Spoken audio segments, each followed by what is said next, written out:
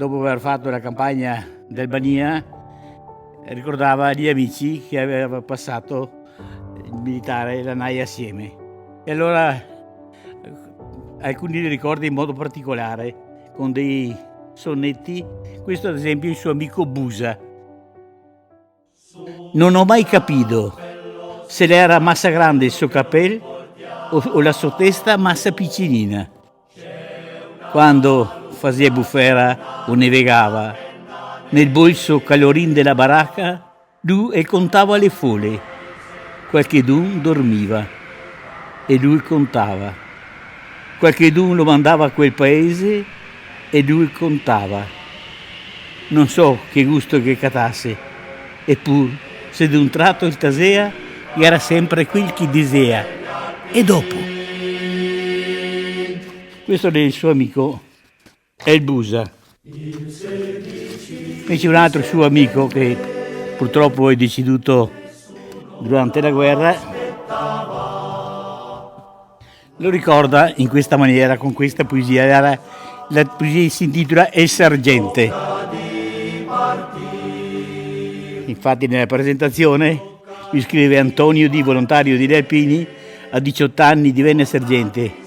In Friuli conobbe Ippolita, una ragazza di vita, che fu il suo primo amore, inverosimilmente puro e profondo.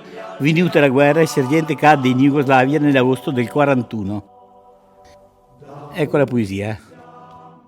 Volontario, sergente, i gradi d'oro, l'aquila d'oro sul capel d'Alpin, disdotani, quasi un Putin, i brufoli, i sogni, la barba per fare il vecchio, la vita tra le mani, disdotani, Furlan, la montagna come una sposa, le cante della sotera, le spalle come dozzocche, parole poche, disdotani, l'ottavo Alpini, il battaglione Gemona, il campo, le manovre, la primavera in corpo, una gran voglia di donna, la Ippolita. E si era innamorata della baldracca, la Ippolita, una faccia da servota, tonda, dolce come una pua. La faceva vita nel boschetto, un giro di soldati finché storava la ritirata. Ma dopo che era lui, il sergente, e la natura le impissava un fuoco aspro, bastardo, ma gaiardo e libero. E gli alberi e la notte più non taseva, e la luna spandeva miel selvatico. L'inverno lungo, la guerra nell'aria, il tumor del sopare, la licenza, l'obito, l'Ippolita ogni giorno, Mussolini alla radio, sì alla guerra, se parte, non se parte, dove, quando.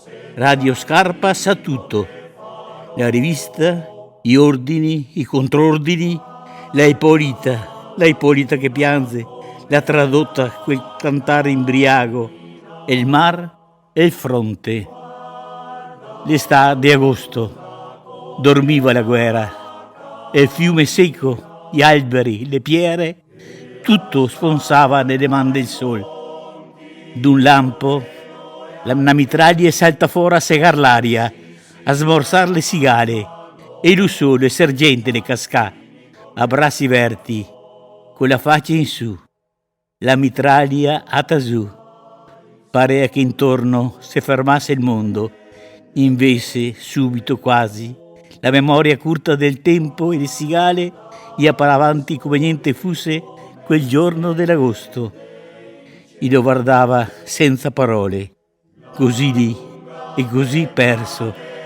Non era creatura cosa che fosse tanto e niente come lui. La bocca morta le era un fior di vita che sbocciava coi lavori caldi, coi denti massa forti, massa bianchi. In scarsera e gli aveva sei franchi, un petenin, l'immagine di un santo, la foto dell'Ippolita che ride, con quel musetto insulso da pua. La dise, per sempre tua. Udine, 5 dicembre 1940.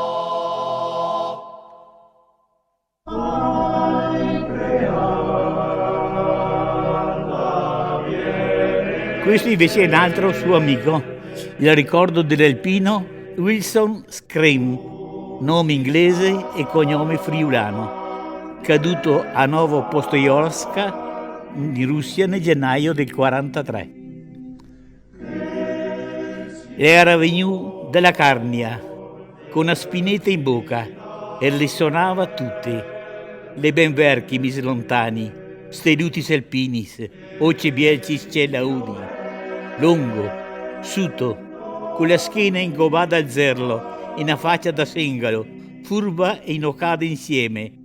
Lui parlava suonando e contava il ciel della Carnia e largo di pascoli la vecchia fama e contava l'amor della donna, la luna, la buona stagione. La spinetta le era un tocco di lui, come un braccio o una gamba, e la palpava, e la coccolava, e la monzea coi labbri e con la lingua, per cambiare gli accordi, per coarle basse, per spalancarle acute, e le suonava tutte.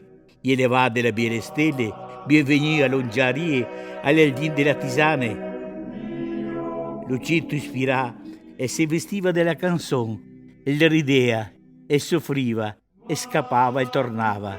Ogni tanto, per misurare l'effetto, e te spiava d'un lampo, e diceva che il suo nome non era brutta, era solo Foresto, e veniva fino a mai dall'Inghilterra dove suo padre era minatore. Sempre, dappertutto suonava, in tenda, in treno, in marcia, all'osteria, se io avessi de maridame e il ciandeggial, la biele mariute, e le suonava proprio tutte, Scream Wilson.